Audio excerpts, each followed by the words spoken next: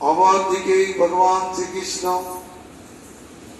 অচিন্ত শক্তিক্রমে দ্বাদশ রাশি বিলাস করবার জন্য দ্বাদশটি বন প্রকাশ করিয়াছে। এই বনগুলি ভগবানের অঙ্গ প্রত্যঙ্গ স্বরূপ।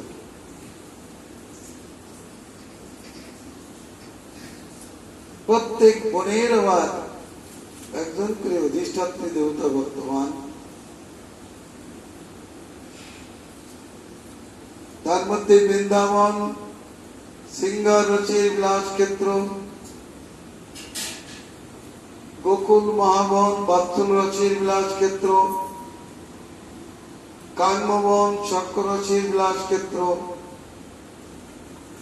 এইভাবে মধুবন আদি সকল বনই একাত্তি রসের বিলাস ক্ষেত্র।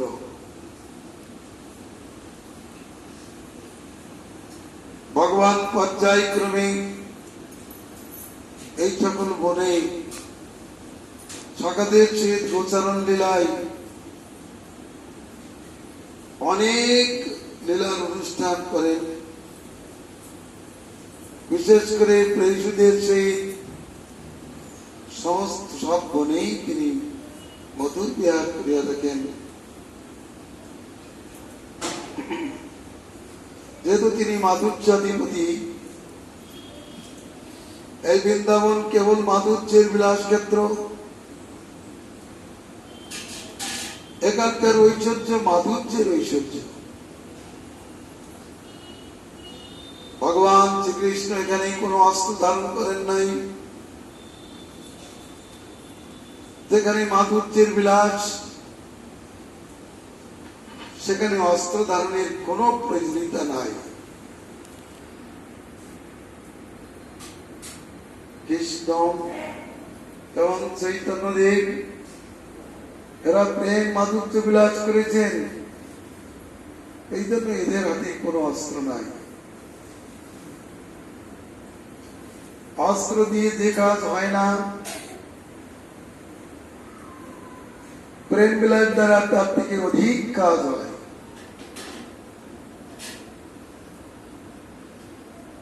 এই বৃন্দাবন এখানে ছিল না। ভগবান যখন ব্রহ্ম বিহার করতে বিলাস করেন, তখন তিন জগৎ থেকে এই বৃন্দাবনকে এখানে পাঠিয়েছেন।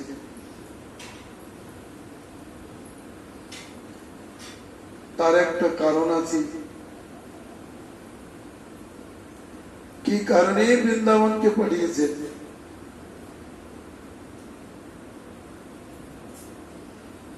কেন ভগবান এসেছেন?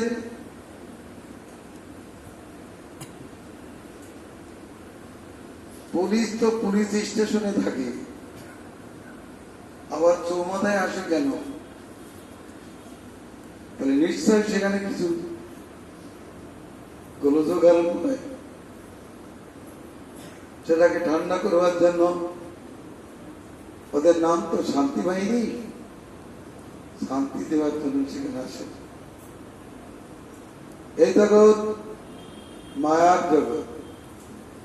এখানে মায়ার প্রভাব, কালের প্রভাব, অবিদ্যাদের প্রভাব, কাম ক্রোধাদি শত্রুগুণের প্রভাব, এত প্রভাব যেখানে থাকে, সেখানে ধর্মাচরণ সুষ্ঠুরূপে সম্ভব হয় না।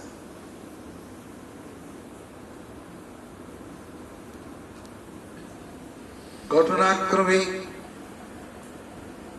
দুর্মিল দত্তের বীর্যে অগ্রসেন মহারাজের স্ত্রী হইতে কংসের জন্ম হল। অসুরের বীর্যদাত সন্তান, তার মধ্যে আসরিক ভাবের প্রকাশ হল। অসুরগণ শিবেরই ভক্ত হয়ে থাকে বেশি। কংস শিবের আরাধনা করতে লাগলেন। মহাদেব বর দেওয়ার জন্য উপস্থিত হলেন। বর চাও, বলেন আমাকে অমর করুন, আমি অজেয় অমর হব। মহাদেব বলেন আমি নিজেই অমর না, তোমাকে অমর করবো কি করে? তুমি অন্য কোনো বর চেয়ে নাও। পার্বতী পাশে আছে, শিব মায়ার দ্বারা মোহিত, পার্বতীর মায়ার দ্বারা মোহিত হয়ে কংস বললেন হে শম্ভু, আপনি এইবার দেন যেন কোন ভাগ্নে বিনা আমাকে কেউ হত্যা না করতে পারে। ভাগ্নে বিনা সম্ভব মরণং না ভবিতামি। ভাগ্নে বিনা, বাঞ্জা বিনা আমার মৃত্যু হবে না, এই বর দেন। চালাকি করে বরটা নিয়েছে। কংস জানতো ভগবান অজ, সে কোনোদিন জন্ম নেবে না, বাঞ্জাও হবে না, আর আমাকেও কেউ মারতে পারবে না। মহাদেব চিন্তা ভাবনা করে বললেন ঠিক আছে তাই। বর পেয়ে তো উদ্ধত হয়ে গেল, সমস্ত দিক জয় করলো, যত অসুর ছিল দেখে জয় করলো, মথুরা মন্ডলে নিয়ে আসলো। অগাসুর, বগাসুর, কেশি, পুতনা, অরিষ্টাসুর, শঙ্খাসুর, এরা বড় বড় অসুর। দিগ্বিজয় এদেরকে জয় করে মথুরা মন্ডলে এনে রাখলেন।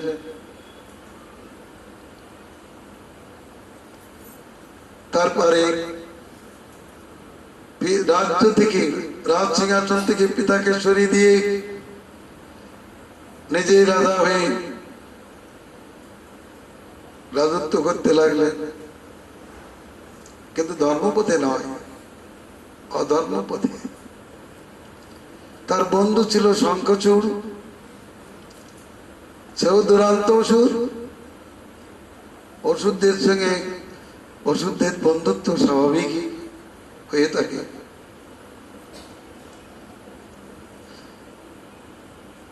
এরা এমন অত্যাচার আরম্ভ করলো,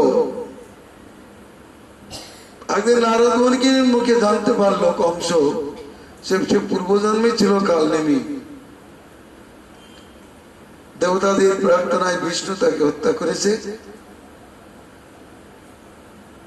যাদবগণ সেই দেবতাদের অবতার, আতে বিষ্ণুর প্রতি তার ক্রোধের উদয় হলো, শত্রুতার উদয় হলো, বিষ্ণুর প্রতি বিদ্বেষ বিষ্ণু ভক্তের প্রতি উছেয়ে গেল,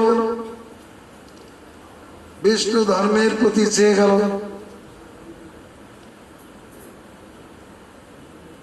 বিষ্ণু ধর্মের উপর অত্যাচার করতে লাগলো, বৈষ্ণব ব্রাহ্মণদের উপর অত্যাচার করতে লাগলো, যাদবদের উপর অত্যাচার আরম্ভ করলো। পৃথিবীর ভার বেড়ে গেল।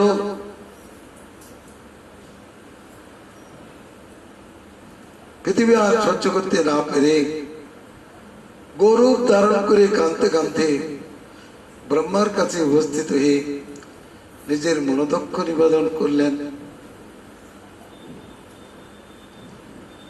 ব্রহ্মা বললেন তোমার দুঃখের কারণ কি বলো?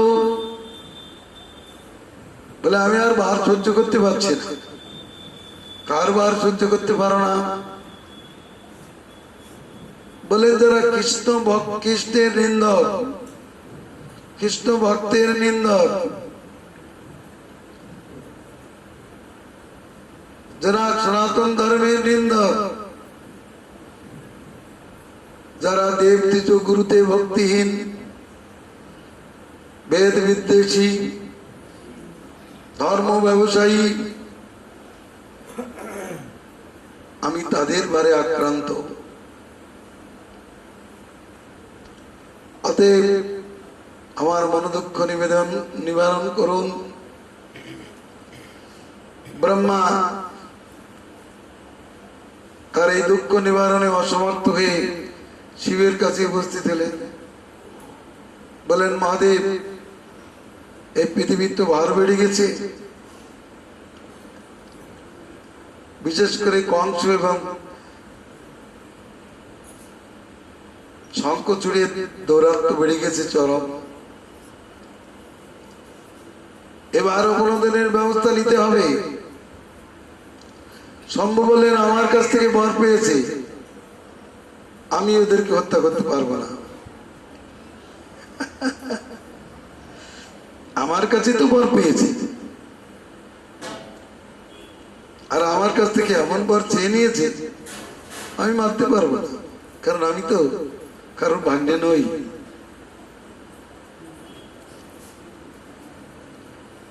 তাহলে কি হবে? চলো জগৎ স্বামীর কাছে যাই। ক্ষীরসাগরে ক্ষীরোদনাথের কাছে উপস্থিত হলেন। ক্ষীরোদনাথের কাছে প্রস্তাব দিতে বলেন, আমি তাকে হত্যা করব। মহাদেব বললেন, ভগবান, সে কিন্তু আমার কাছ থেকে বর প্রাপ্ত হয়েছে। কি বর? তো ভাগ্নে মিলায় কেউ তাকে মারতে পারবে না।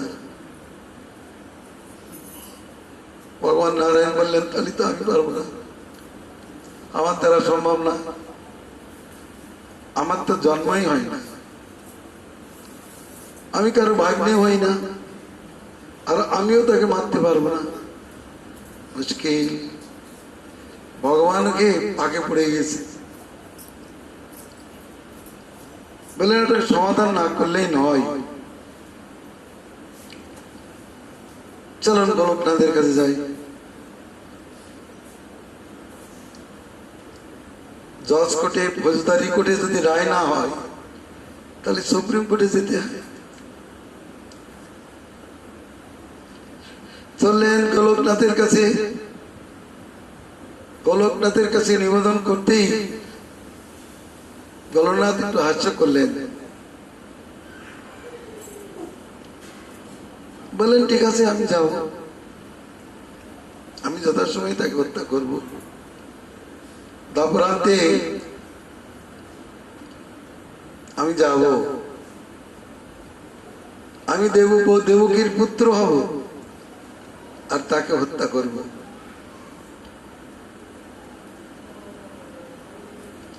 প্রস্তাব শুনে ব্রহ্মাদি দেবতাগণ খুব আনন্দিত হলেন। তারা একটু নিশ্চিন্ত হয়ে তাদের বাসায় ফিরলেন। এবার কৃষ্ণচন্দ্র রাধারানীকে বলছেন, রাধে, হয়তো আমাদের ভৌম জগতে যেতে হবে, তো তোমাকেও যেতে হবে। আমি তো যাব, কংসের দৌরাত্ম্য বেড়ে গেছে, আমি যাব, তোমাকে যেতে হবে। রাধারানী বললেন, যেখানে বৃন্দাবন নেই, গোবর্ধন নেই, যমুনা নেই, আমি সেখানে যাব না। বাহ, তুমি না গেলে আমি লীলা করবো কার সঙ্গে?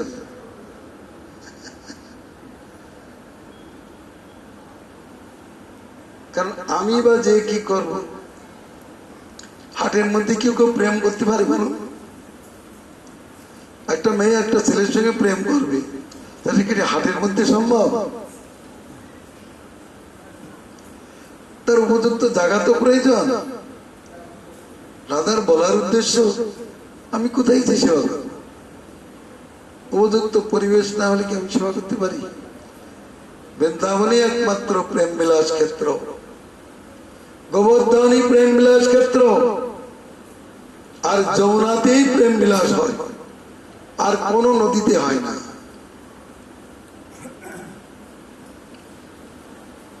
কৃষ্ণ বললেন, তাহলে আমি তাদেরকে পাঠাচ্ছি।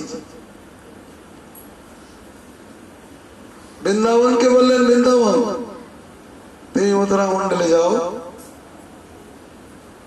যথাজ্ঞা এই বৃন্দাবন ভূমি এখানে আসলেন। এই ভূমিটা সাধারণ ভূমি নয়, দেখতে সাধারণ ভূমির মতো সাধারণ নয়। ইলেকট্রিক তার যখন পড়ে থাকে সাধারণ তারের মতো মনে হয়, একটু টাচ হলেই বুঝতে পারে যে তার কত শক্তি আছে।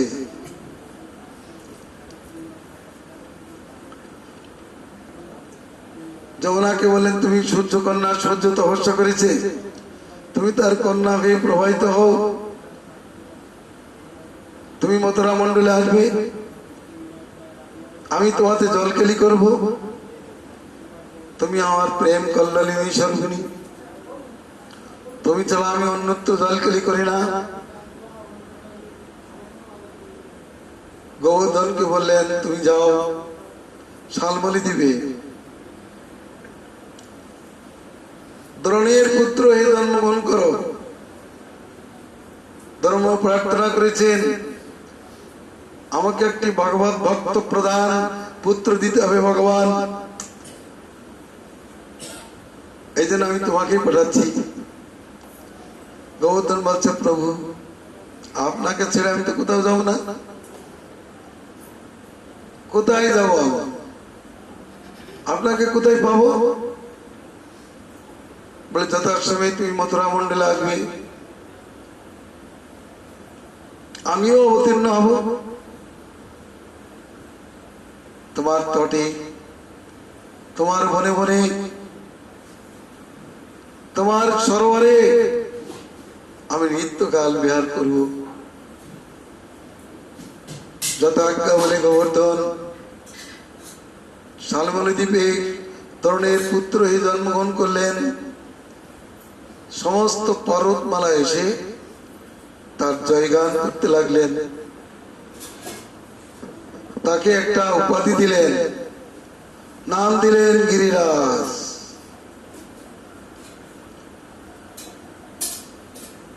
যমুনার জন্ম হলো, তিনি কুলকুল রূপে বইতে বইতে মথুরা মন্ডলে উপস্থিত হলেন।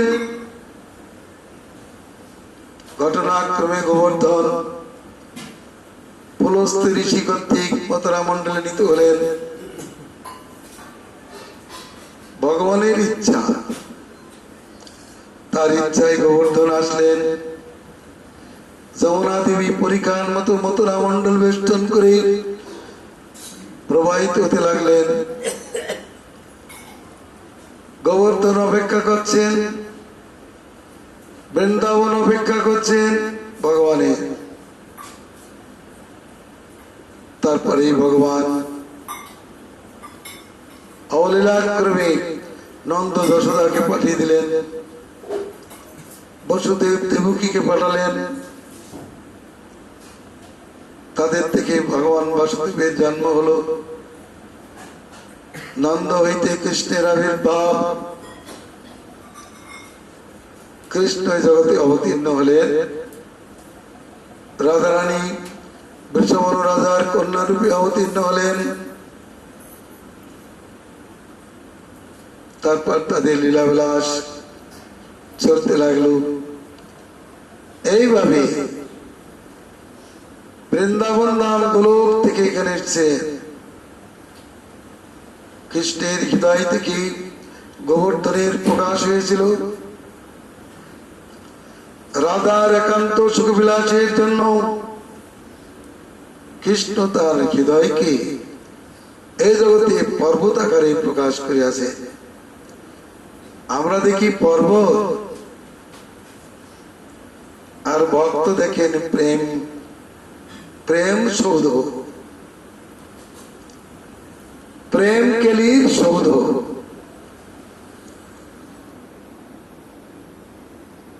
এই পর্বত ভগবানের বিলাস পর্বকে বর্ধন করে। ভগবানের চিত্ত পর্বত রূপ ধারণ করে পড়ে আছে,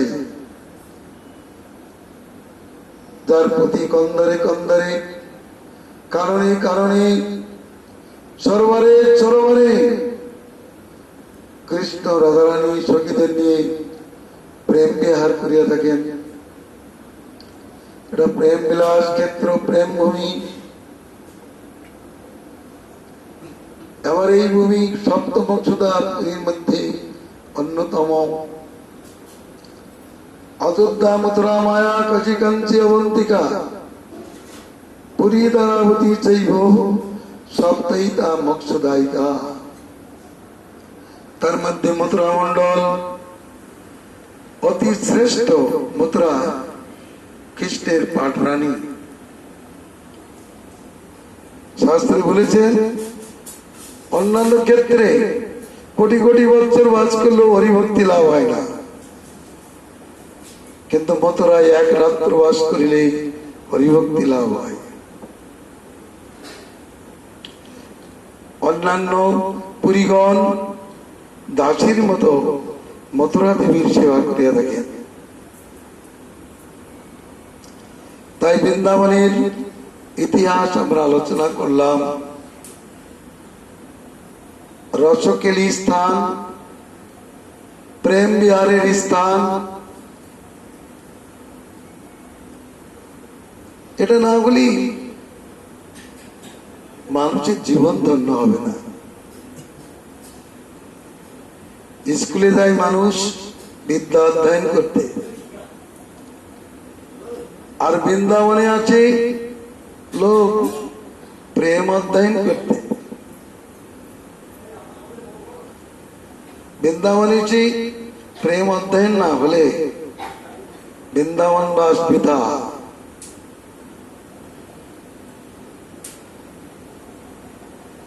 অতএব